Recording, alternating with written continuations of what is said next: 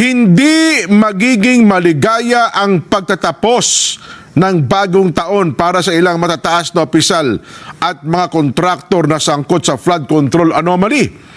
Sa halip na handaan, ba talaga, sa halip daw pong mamantikaan ng kanilang nguso at maghanda sa kanilang tahanan, sa loob ng selda, sasalubungin ng mga akusado ang pagpapalit ng bagong taon.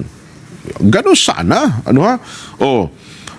Ito po ang sinabi ng Pangulong Bongbong Marcos noong nakaraang Nobyembre nang lumabas ang mga ebidensya ng ghost projects.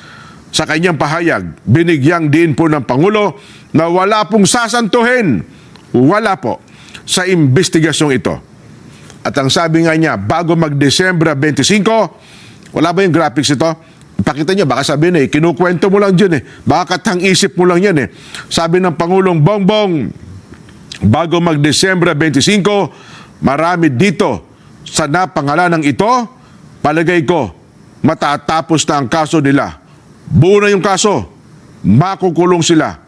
Wala silang Mary 25. Mary na December 25. Asan? 25, bukas ano na? 4:53 na. Tama ba?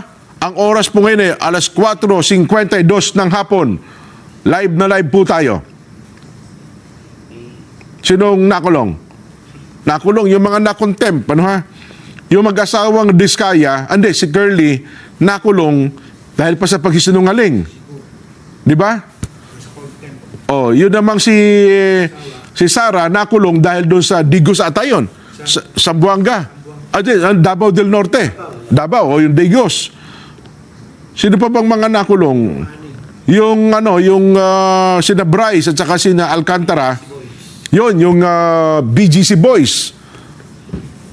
Tapos yung andito yung regional director ng Region 4B. Di ba? Sina Pakanan. Yun na dinantang mga nakulong Sino pa ba? Nako. At bago daw po yan, sinundan din daw po ito ng pahayag ni DPW Secretary Vince Dizon na nagsabing hindi na kailangan magtagal ang proseso dahil sa tindi, antibay na po ng ebidensyang nakalap ng DOJ. Ito po yung quote ni Secretary Vince Dizon. Sa tingin, medyo malago ng medyo yung konti ng boses kasi pausa ng time na to Sa basahin nyo na lang Sa tingin ko, sa kulungan sila magde-December 25. Ayan, linggo na lang ang binibilang dyan dahil pagkaupo ni Ombudsman ay sinimulan na agad ang proseso. Kabilang sa mga kasalukuyang nasa piitan ay ang may-ari po ng St. Gerard Construction sa Diskaya na nadakip po sa Cebu, kasama ang dating opisyal ng DPWH na sina Gerald Pakanan at si Jean Ryan Altea. Ayan. Maging sa Senado, hindi po pinayagan ng Senate President Pro Tempore Pampilo Ping Lacson ang anumang hiling para po sa holiday for law o pansamantalang paglaya ng mga nakakulong na engineer sa sina Bryce Hernandez at JP Mendoza.